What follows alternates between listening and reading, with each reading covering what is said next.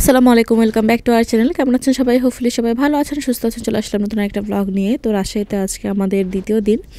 তো সকালবেলা আমরা নাস্তা করলাম, খিচুড়ি খেলাম, খিচুড়ি ডিম ভাজা।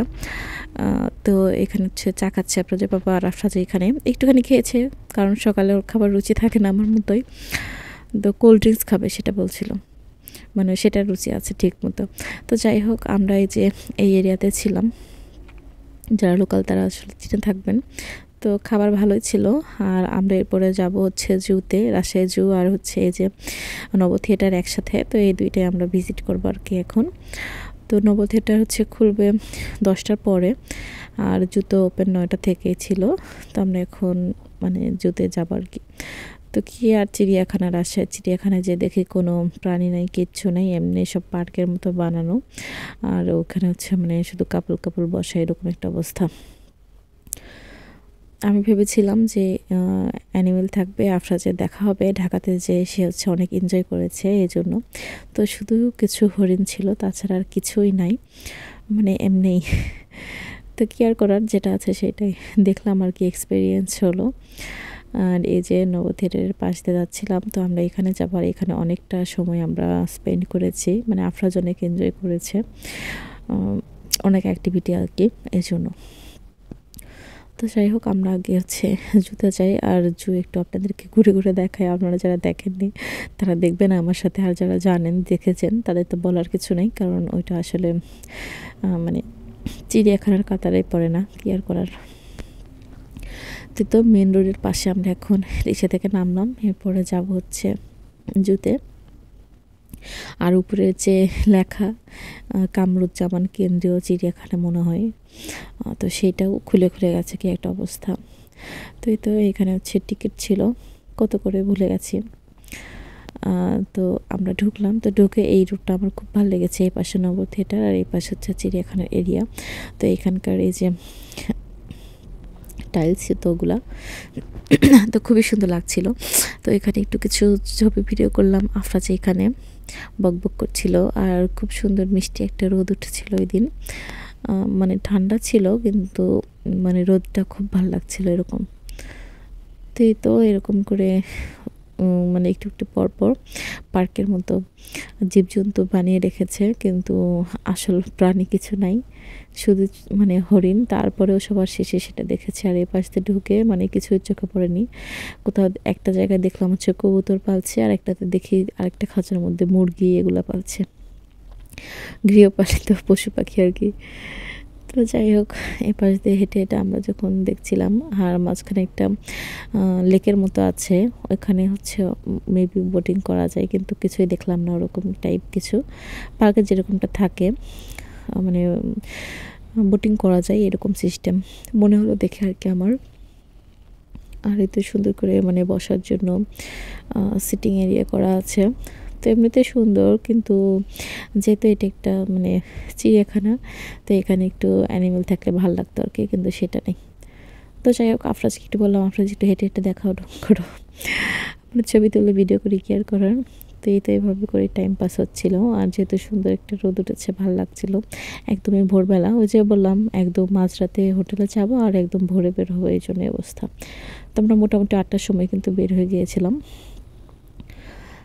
আর এখানে একটা হচ্ছে ব্রিজের মতো আছে, এটা দেখতে ভালো লাগছিল, ভালো ছিল এই পাশ থেকে ওপাশে যাওয়া। এরকম ব্রিজ 2-3টা আছে।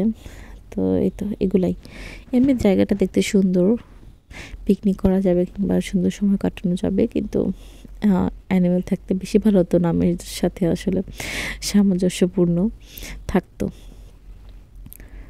তো আফরাজ এখানে সুন্দর করে দৌড়ে গেল, দৌড়ে আসলো, আমি ভিডিও করলাম।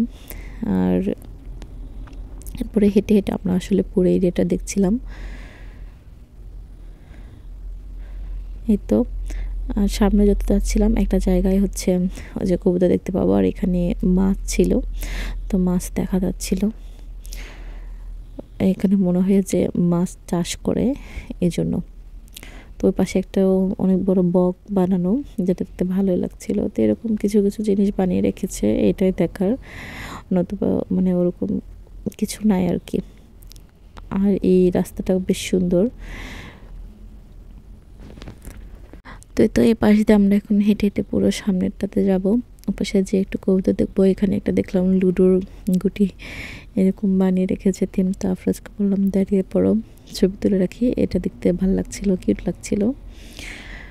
আর সামনে হচ্ছে পিকনিক করার জন্য কিছু কিছু মানে দেখলাম যে ওখানে পিকনিক স্পটের মতো। আর এই যে এখানে একটা খাঁচার মতো করে রেখেছে যেটাতে কিনা কবুতর ছিল। আর নিচে আবার দেখলাম যে মুরগিও আছে, মানে কি একটা অবস্থা। এই যে এর ভিতরে অবশ্য অনেকগুলো কবুতর ছিল, আবার নিচের দিকে সামনে দেখি হচ্ছে মুরগি ছিল। এটা দেখে ভালোই লাগছিল। অন্যান্য আরও পাখি টাখি থাকলে বেশি ভালো লাগতো, তো নেই কি আর করার, কবুতর দিয়ে রেখেছে।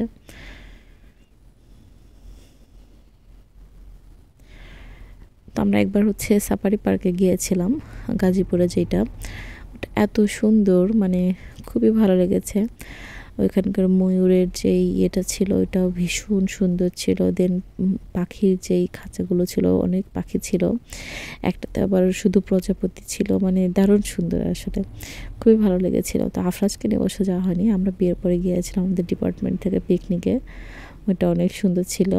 তো ফেসবুকে মেমোরিতে দেখলাম, দেখে আরও মনে পড়লো, খুবই সুন্দর ছিল জায়গাটা। আর এমনিতে তো গাড়িতে করে সাফারি পার্কে বাঘ সিংহ দেখার অভিজ্ঞতা সেটা তো আরও ভিন্ন, মানে ওপেন ঘুরছে, আমরা ওই পাশ থেকে যাচ্ছি, মানে একটু ভয় ভয় ভাব।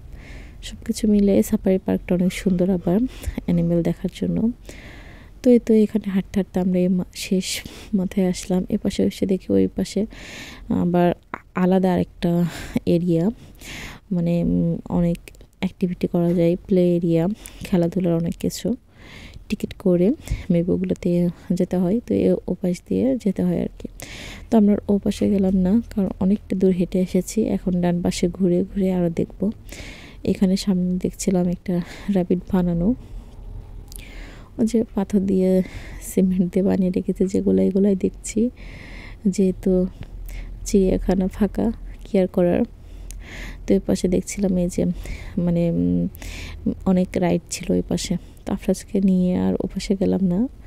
আফরাজ এখান থেকে দেখলো, তো কিছু বললোও না, কারণ যেন অত উঁচুতে ওকে উঠতে দিব না। তো এই তো আমরা এখন এই পাশে টার্ন নিয়ে আরেক পাশ দিয়ে যাচ্ছি। আর এখানে এই যে গার্ডেনিং করছে, এমনিতে খুব সুন্দর করে পরিপাটি করে রেখেছে, বাট আরও অনেক অ্যানিমেল দিলে বেশি ভালো লাগবে। এখানে আবার একটা দেখলাম গরিলা ফুল হাতে নিয়ে বসে আছে। আফরাজকে আবার একটু ছবি তুলে দিলাম। এরপরে হচ্ছে আমরা আরেকটা ব্রিজ দেখতে পেলাম, ওই যে লেকের মতো ছিল ওইটাতেই। তো এখানে আবার আমরা হেঁটে যাচ্ছিলাম। আর এই তো ওই পাশে যেতে যেতে একদম শেষ পর্যায়ে গিয়ে আমরা হরিণের দেখা পেয়েছিলাম, কারণ ওই যে বলছিলাম হরিণ দেখতে পেয়েছি সবার শেষে। আর এখানে হচ্ছে লেকের মাঝখানে আরও হচ্ছে কি বানিয়ে রেখেছে, ফেরি পরি বানিয়ে রেখেছে।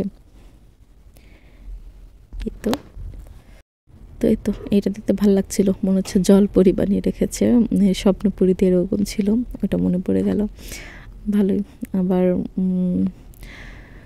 এদিক দিয়ে আমরা হেঁটে হেঁটে যাবো, সামনে অনেক দূর যাওয়ার পরে ফাইনালি হরিণ দেখতে পাবো। আফরাজ তো বলছিল কোথায় মামা, কোথায় জুতে আসছি, কোথায় মানে অ্যানিমেল দেখবো, কিছুই দেখতে পাচ্ছে না। আমি তো আর জানি না যে ভিতরে কিছু নাই, সেরকম ডাব্বা খেয়ে গেলাম। তো কেয়ার করার, যেটা আছে সেটাই ঘুরে ঘুরে দেখছি আমরা। এমনিতে অনেক বেশি সুন্দর, ক্লিন, পরিপাটি সব কিছু। আর এই রাস্তা দিয়ে কিন্তু ওই যে রাইডগুলো দেখালাম সেখানে যাওয়া যায়, তো আমরা ওর পাশে গেলাম না, এপাশ দিয়ে আমরা ব্যাক করলাম আর কি।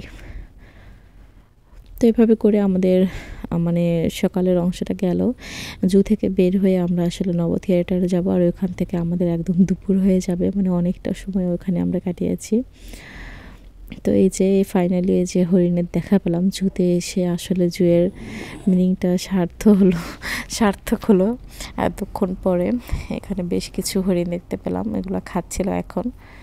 তো হরিণ দেখে একটু মন ভালো হলো। যাই হোক, ফাইনালি আফরাজকে দেখাতে পারলাম, এইটাই। তো এই তো ছিল আমাদের রাজশাহীর জু ভিজিট করার অংশ।